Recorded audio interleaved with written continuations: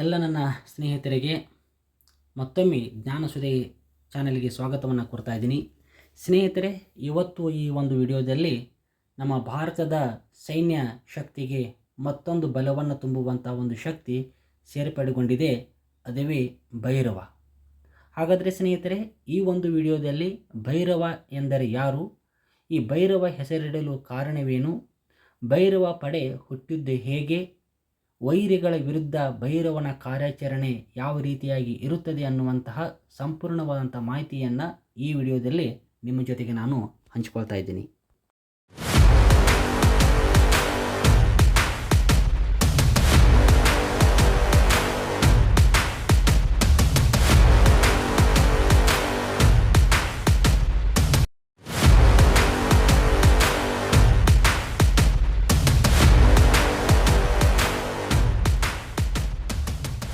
ಸ್ನೇಹಿತರೆ, ಭೈರವ ಅಂದರೆ ಮತ್ಯಾರೋ ಅಲ್ಲ, ಅದು ಶಿವನ ಶಾಂತ ರೂಪದಿಂದ ಹುಟ್ಟಿಕೊಂಡಂತಹ ಒಂದು ರುದ್ರ ರೂಪವೇ ಭೈರವನಾಗಿದ್ದಾನೆ. ಯಾವಾಗ ಈ ಭೂಮಿಯ ಮೇಲೆ ದೌರ್ಜನ್ಯ, ಅನ್ಯಾಯ, ಅತ್ಯಾಚಾರ, ಅಟ್ಟಹಾಸಗಳು ಹೆಚ್ಚಾಗುತ್ತವೆಯೋ ಅದನ್ನು ನಿಯಂತ್ರಿಸಲಿಕ್ಕೆ ಶಿವನಿಂದ ರೂಪ ತೊರೆದಂತಹ ಇನ್ನೊಂದು ಶಕ್ತಿಯೇ ಭೈರವ. ಆ ಒಂದು ಹೆಸರಿನಿಂದ ನಮ್ಮ ಭಾರತದ ಪಡೆಯಲ್ಲಿ ಇನ್ನೊಂದು ಕಮಾಂಡೋ ಪಡೆ ಹುಟ್ಟಿಕೊಂಡಿದೆ, ಅದು ಭೈರವ. ಸ್ನೇಹಿತರೆ, ತಮಗೆಲ್ಲ ತಿಳಿದಿರುವಂತೆ ಭಾರತ ಇತ್ತೀಚೆಗೆ ಆರ್ಥಿಕವಾಗಿ, ಸಾಮಾಜಿಕವಾಗಿ, ರಾಜಕೀಯವಾಗಿ ಮತ್ತು ಅಂತಾರಾಷ್ಟ್ರೀಯ ಮಟ್ಟದಲ್ಲಿ ಉತ್ತರೋತ್ತರವಾಗಿ ಬೆಳೀತಾ ಇರುವುದು ಕೆಲವೊಂದಿಷ್ಟು ಶತ್ರು ರಾಷ್ಟ್ರಗಳಿಗೆ ಸಹಿಸಿಕೊಳ್ಳಲಿಕ್ಕೆ ಆಗ್ತಾಯಿಲ್ಲ. ಆ ಕಾರಣದಿಂದಾಗಿ ಅವರು ಗಡಿ ಆಚೆ ಗಡಿ ಒಳಗೆ ಉಪಟಳಗಳನ್ನು ನೀಡುವುದು, ಭಯೋತ್ಪಾದನಾ ಕಾರ್ಯಗಳನ್ನು ನಡೆಸುವುದು ಅವರ ಒಂದು ಹುನ್ನಾರವಾಗಿದೆ. ಇಂತಹ ಒಂದು ಸಂದರ್ಭವನ್ನು ನಾವು ತಡೆಗಟ್ಟಿ ಭಾರತದ ದೇಶಕ್ಕೆ ಮತ್ತು ಭಾರತೀಯರಿಗೆ ಒಂದು ಸುಭದ್ರವಾದಂಥ ಜೀವನವನ್ನು ಕಲ್ಪಿಸಿಕೊಡಬೇಕೆಂದು ಈ ಭೈರವ ಪಡೆಯನ್ನು ಇಲ್ಲಿ ಹುಟ್ಟು ಹಾಕಿದ್ದಾರೆ ಅಂತ. ಹಾಗಾದರೆ ಸ್ನೇಹಿತರೆ, ನಾವು ಇಲ್ಲಿ ಇನ್ನೊಂದು ವಿಷಯವನ್ನು ತಿಳ್ಕೊಳ್ಬೇಕು. ಈ ಭಾರತಕ್ಕೆ ಈಗಾಗಲೇ ಅನೇಕ ಕಮಾಂಡೋ ಪಡೆಗಳು ಕಾರ್ಯಾಚರಣೆಯನ್ನು ನಡೆಸಿದ್ದಾವೆ. ಅವುಗಳ ಬಗ್ಗೆ ನಾವು ನೋಡೋದಾದರೆ ಪ್ಯಾರಾ SF ಅನ್ನುವಂತಹ ಪಡೆ, ಆಘಾತ್ ಅನ್ನುವಂತಹ ಕಮಾಂಡೋ, SFF ಕಮಾಂಡೋ, ಆಮೇಲೆ ಮಾರ್ಕೋಸ್ ಅನ್ನುವಂತಹ ಕಮಾಂಡೋ, ಗರುಡ ಅನ್ನುವಂತಹ ಕಮಾಂಡೋ, NSC ಅನ್ನುವಂಥ ಕಮಾಂಡೋ, ಹಾಗೆ ಕೋಬ್ರಾ ಮತ್ತು SPG ಅನ್ನುವಂಥ ಕಮಾಂಡೋಗಳು ಈಗಾಗಲೇ ಭಾರತದಲ್ಲಿ ಅವು ತಮ್ಮ ಕಾರ್ಯಾಚರಣೆಯನ್ನು ಮಾಡುತ್ತಾ ಈ ಭಾರತದ ದೇಶದ ಜನರಿಗೆ ಒಂದು ಸುಭದ್ರವಾದಂತಹ ರಕ್ಷಣೆಯನ್ನು ನೀಡುವಂಥ ಕಾರ್ಯವನ್ನು ಮಾಡಿದ್ದಾವೆ. ಈ ಎಲ್ಲ ಕಮಾಂಡೋಗಳು ಮಾಡುವಂತಹ ಕಾರ್ಯಗಳನ್ನು ನಾವು ಸ್ವಲ್ಪ ನೋಡೋದಾದರೆ ಈ ದೇಶದಲ್ಲಿ ನಡೆಯುವಂತಹ ಆಂತರಿಕ ನಡೆಯುವಂತಹ ದಾಳಿಗಳ ರಹಸ್ಯಗಳನ್ನು ಭೇದಿಸುವುದು ಮತ್ತು ಅವುಗಳನ್ನು ತಡೆಗಟ್ಟುವುದು, ಗೆರಿಲ್ಲಾ ಯುದ್ಧಗಳ ಮೂಲಕ ಇಲ್ಲಿಯ ಭಯೋತ್ಪಾದನಾ ಕಾರ್ಯಗಳನ್ನು ನಿಯಂತ್ರಿಸುವಂತಹ ಕಾರ್ಯವನ್ನು ಈ ಎಲ್ಲ ಕಮಾಂಡೋಗಳು ಮಾಡ್ತಾ ಇದ್ದಾವೆ. ಅಷ್ಟೇ ಅಲ್ಲ, ಈ ದೇಶದ ನಾಗರಿಕರನ್ನು ಅಥವಾ ಮಹಾನ್ ವ್ಯಕ್ತಿಗಳನ್ನು ಒತ್ತೆಯಾಳುಗಳನ್ನಾಗಿ ಇಟ್ಟುಕೊಂಡಾಗ ಅವುಗಳನ್ನು ಬಿಡಿಸಿಕೊಂಡು ಬರುವುದು ಇದೇ ಕಮಾಂಡೋಗಳು. ನಗರ ಭಯೋತ್ಪಾದನೆ ನಿಗ್ರಹದ ಜೊತೆಗೆ ಕಡಲಗಳ್ಳರ ನಿಗ್ರಹಣೆಯ ಕಾರ್ಯಾಚರಣೆಯನ್ನು ಈ ಕಮಾಂಡೋಗಳು ಮಾಡ್ತಾ ಇದ್ದೇವೆ. ಅಷ್ಟೇ ಅಲ್ಲ, ಆಂತರಿಕವಾಗಿ ಹೆಚ್ಚುತ್ತಿರುವಂತಹ ನಕ್ಸಲೈಟ್ ದಂಗೆಗಳನ್ನು ನಿಯಂತ್ರಿಸಲಿಕ್ಕೆ ಈ ಕಮಾಂಡೋಗಳು ಸರ್ವಸನ್ನದ್ಧವಾಗಿರುತ್ತವೆ. ಪ್ರಧಾನಿ ಮಂತ್ರಿಯವರಿಂದ ಹಿಡಿದು ಗಣ್ಯಾತಿ ಗಣ್ಯರಿಗೆ ಭದ್ರತೆಯನ್ನು ನೀಡುವುದು ಕೂಡ ಇವೇ ಕಮಾಂಡೋ ಪಡೆಗಳು. ಅಷ್ಟೇ ಅಲ್ಲ, ದೇಶದ ಆಚೆ ದೇಶದ ಒಳಗೆ, ಗಡಿಯ ಆಚೆ ಗಡಿಯ ಒಳಗೆ ಇಡೀ ದೇಶದ ಜನರನ್ನು ಅತ್ಯಂತ ಭದ್ರತೆಯಾಗಿ ಕಾಪಾಡುವಂತಹ ಕಾರ್ಯವನ್ನು ಹೊತ್ತುಕೊಂಡಿದ್ದೇ ಈ ಕಮಾಂಡೋ ಪಡೆಗಳು.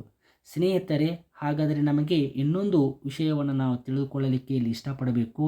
ಹಾಗಾದರೆ ಭೈರವ ಪಡೆ ಹುಟ್ಟಿಕೊಂಡಿದ್ದು ಯಾವಾಗ ಅಂತ. ಇತ್ತೀಚೆಗೆ ನಡೆದಂತಹ ಸಿಂಧೂರಿನಿಂದ ಈ ಭೈರವ ಪಡೆ ಹುಟ್ಟಿಕೊಂಡಿತ್ತು ಅನ್ನೋದನ್ನು ನಾವಿಲ್ಲಿ ಗಮನಿಸಬೇಕಾಗ್ತದೆ ಅಂತ. ಕಾರಣ, ನಮಗೆ ಈ ಶತ್ರುಗಳ ದಾಳಿಗಳನ್ನು ತಡೆಗಟ್ಟಲಿಕ್ಕೆ ಇನ್ನೊಂದು ಶಕ್ತಿಯ ಅವಶ್ಯಕತೆ ಇದೆ ಎನ್ನುವಂಥ ಮನವರಿಕೆಯ ಆಧಾರದ ಮೇಲೆ ಈ ಆಪರೇಷನ್ ಸಿಂಧೂರದಂಥ ಸಂದರ್ಭದಲ್ಲಿ ಇನ್ನೂ ದಿಟ್ಟವಾಗಿ ಶತ್ರುಗಳ ಹೆಡೆಮುರಿಯನ್ನು ಕಟ್ಟಲಿಕ್ಕೆ ಇನ್ನೂ ಒಂದು ಬಲವಾದಂತಹ ಒಂದು ಪಡೆ ಅವಶ್ಯಕತೆ ಇದೆ ಎನ್ನುವಂಥ ಸಂದರ್ಭದಲ್ಲಿ ಆ ಭೈರವ ಅನ್ನುವಂಥ ಹೆಸರಿನ ಒಂದು ಪಡೆಯನ್ನು ಇಲ್ಲಿ ರಚಿಸಲಾಯಿತು ಅಂತ. ಹಾಗಾಗಿ ಈ ಸಂದರ್ಭದಲ್ಲಿ ಭೈರವ ಅನ್ನುವಂಥ ಪಡೆ ಹುಟ್ಟಿಕೊಂಡು ಕಾರ್ಯಾಚರಣೆಯನ್ನು ಮಾಡ್ತಾ ಇದೆ ಅಂತ. ಇನ್ನು ನಾವು ಇನ್ನೊಂದು ಬಹಳ ಪ್ರಮುಖವಾಗಿ ಇಲ್ಲಿ ನಾವು ಗಮನಿಸಬೇಕಾಗಿರುವಂಥ ವಿಶೇಷತೆ ಅಂತಂದರೆ, ಈ ಭೈರವ ಪಡೆಯ ವಿಶೇಷತೆಗಳು ಏನು ಅಂತ. ಈಗಾಗಲೇ ನಾನು ಹೇಳಿದಂತೆ ಇಷ್ಟೆಲ್ಲ ಕಮಾಂಡೋಗಳು ಕಾರ್ಯನಿರ್ವಹಿಸುವಂಥ ಸಂದರ್ಭದಲ್ಲಿ ಪಡೆಗಳು ಕಾರ್ಯನಿರ್ವಹಿಸುವಂಥ ಸಂದರ್ಭದಲ್ಲಿ ಭೈರವ ಪಡೆಯ ಅವಶ್ಯಕತೆ ಏನಿತ್ತು ಅಂತಂದರೆ, ಈ ಕ್ಷಿಪ್ರ ಕಾರ್ಯಾಚರಣೆಯನ್ನು ಮಾಡುವುದರ ಮೂಲಕ ಗಡಿಯಾಚೆಗಿನ ದಾಳಿಗಳನ್ನು ನಿಯಂತ್ರಿಸಲಿಕ್ಕೆ ಭೈರವ ಪಡೆ ಇದು ಸನ್ನದ್ಧವಾಗಿರುತ್ತದೆ ಅಂತ. ಅಷ್ಟೇ ಅಲ್ಲ ಸ್ನೇಹಿತರೆ, ಬೇಹುಗಾರಿಕೆ ಮತ್ತು ಶತ್ರು ಶಿಬಿರಗಳನ್ನು ಪತ್ತೆ ಹಚ್ಚುವುದು ಮತ್ತು ಅವುಗಳ ಮೇಲೆ ದಾಳಿಗಳನ್ನು ಮಾಡಲಿಕ್ಕೆ ಈ ಭೈರವ ಪಡೆ ಸನ್ನದ್ಧವಾಗಿರುತ್ತದೆ. ಗಡಿ ಒಳ ನುಸುಳುವಿಕೆಯ ತಡೆಯಲಿಕ್ಕೆ ಅಂತಂದರೆ ಭಯೋತ್ಪಾದಕರು ಈ ಗಡಿಯನ್ನು ನುಸುಳಿಕೊಂಡು ಇಲ್ಲಿ ಬಂದು ಭಯೋತ್ಪಾದನಾ ಕಾರ್ಯಗಳನ್ನು ಮಾಡುವಂತಹದ್ರ ಮೇಲೆ ಹದ್ದಿನ ಕಣ್ಣನ್ನು ಇಟ್ಟು ಅವುಗಳನ್ನು ಸದೆಬಡಿಯುವಂಥ ಕಾರ್ಯ ಈ ಭೈರವ ಪಡೆ ಮಾಡುತ್ತಾ ಇರ್ತದೆ ಅಂತ.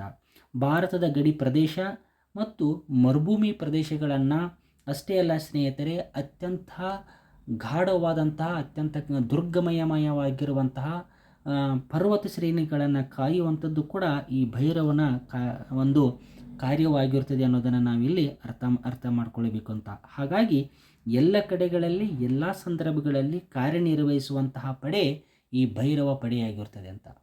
ಹಾಗಾದರೆ ಸ್ನೇಹಿತರೆ, ಈ ಭೈರವ ಪಡೆಯಲ್ಲಿ ಯಾವ ರೀತಿಯಾದಂತಹ ಒಂದು ಕಾರ್ಯಾಚರಣೆ ನಡೀತದೆ ಅಂತ ನೋಡೋದಾದರೆ, ಈ ಭೈರವ ಪಡೆಯಲ್ಲಿ 250 ಕಮಾಂಡೋಗಳು ಮತ್ತು 8 ಅಧಿಕಾರಿಗಳನ್ನು ಹೊಂದಿದಂತಹ ಒಂದು ಪಡೆ ಇಲ್ಲಿ ಕಾರ್ಯಾಚರಣೆಯನ್ನು ಮಾಡ್ತಾ ಇರ್ತದೆ ಅಂತ. ಇಂತಹ ಪ್ರಸ್ತುತ 23 ಕಮಾಂಡೋ ಘಟಕಗಳನ್ನು ಈಗ ಅಸ್ತಿತ್ವಕ್ಕೆ ತರಲಿಕ್ಕೆ ಪ್ರಯತ್ನವನ್ನು ಮಾಡ್ತಾ ಇದ್ದಾರೆ.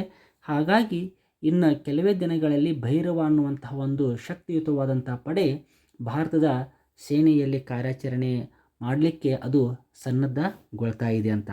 ಹಾಗಾದರೆ ಇದರ ಕಾರ್ಯಾಚರಣೆಯನ್ನು ನೋಡೋದಾದರೆ ವಿಶೇಷವಾಗಿ ಪಾಕಿಸ್ತಾನ ಮತ್ತು ಚೀನಾದ ಗಡಿಗಳಲ್ಲಿ ಇವು ನಿರಂತರವಾಗಿ ಗಡಿಯನ್ನು ಕಾಯುವಂಥದ್ದು, ನುಸುಳುವಿಕೆಯನ್ನು ತಡೆಗಟ್ಟುವುದು, ಭಯೋತ್ಪಾದನಾ ಕೃತ್ಯಗಳನ್ನು ಹತ್ತಿಕ್ಕುವುದೇ ಭೈರವ ಕಾರ್ಯಾಚರಣೆಯ ಒಂದು ಪ್ರಮುಖವಾದಂಥ ಕಾರ್ಯವಾಗಿರುತ್ತದೆ ಅನ್ನೋದನ್ನು ನಾವು ಇಲ್ಲಿ ನೋಡ್ತಾ ಇದ್ದೀವಿ.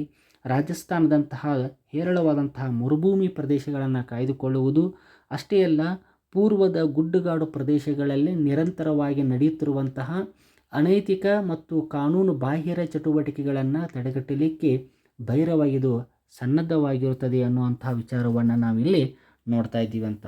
ಹಾಗಾಗಿ ಈ ಭೈರವ ಪಡೆ ನಮ್ಮ ಭಾರತದ ರಕ್ಷಣಾ ವ್ಯವಸ್ಥೆಗೆ ಇನ್ನಷ್ಟು ಹೆಚ್ಚಿನ ಶಕ್ತಿಯನ್ನು ತುಂಬುವಂಥ ಕಾರ್ಯಾಚರಣೆಯನ್ನು ಇಲ್ಲಿ ಮಾಡ್ತಾ ಇದೆ. ಇನ್ನೊಂದು ನಾವು ಇಲ್ಲಿ ಪ್ರಮುಖವಾಗಿ ಗಮನಿಸಬೇಕು, ಈ ಭೈರವ ಪಡೆಯಲ್ಲಿ ಈಗಾಗಲೇ ಹೇಳಿದಂತೆ ಮೇಲಿನ ಎಲ್ಲ ಕಮಾಂಡೋಗಳಿಂದ ಕೆಲವೊಂದಿಷ್ಟು ಶ್ರೇಷ್ಠ ಕಮಾಂಡೋಗಳನ್ನು ತೆಗೆದುಕೊಂಡು ಈ ಭೈರವ ಪಡೆಯನ್ನು ಅನ್ನುವಂತಹ ಒಂದು ವಿಶೇಷವಾದಂತಹ ಪಡೆಯನ್ನು ರಚಿಸಿಕೊಳ್ಳುವಂತಹ ಎಲ್ಲ ನೀಲನಕ್ಷೆಗಳು ಈಗಾಗಲೇ ಸಿದ್ಧಗೊಂಡಿದ್ದಾವೆ ಅಂತ. ಹಾಗಾಗಿ ಭೈರವ ಯಾವಾಗ ಈ ದೇಶದಲ್ಲಿ, ಯಾವಾಗ ಈ ನಾಡಿನಲ್ಲಿ ಕ್ರೌರ್ಯ, ಅನ್ಯಾಯ, ಅತ್ಯಾಚಾರ, ಭಯೋತ್ಪಾದನಾ ಕೃತ್ಯಗಳು ಹೆಚ್ಚಾಗುತ್ತದೆಯೋ ಅವು ಎಲ್ಲವುಗಳನ್ನು ಮೆಟ್ಟಿ ನಿಲ್ಲಕ್ಕೆ ಇವತ್ತು ಭೈರವ ಅನ್ನುವಂಥ ಪಡೆ ಬಂದಿದೆ ಅನ್ನುವಂಥ ಮಾತನ್ನು ನಾವಿಲ್ಲಿ ಸ್ಮರಿಸಿಕೊಳ್ಳಬೇಕು. ಹಾಗಾಗಿ ಇಷ್ಟು ವಿಚಾರಗಳನ್ನು ನಾವು ಇಲ್ಲಿ ತಿಳಿದುಕೊಳ್ಳಬೇಕು. ಈ ಒಂದು ಮಾಹಿತಿ ತಮ್ಮೆಲ್ಲರಿಗೂ ಉಪಯುಕ್ತವಾಗಿದೆ ಎನ್ನುವಂತಹ ಆಶೆಯ ಜೊತೆಗೆ ಈ ಒಂದು ವಿಡಿಯೋವನ್ನು ನಾನಿಲ್ಲಿ ಮುಗಿಸ್ತಾ ಇದ್ದೀನಿ.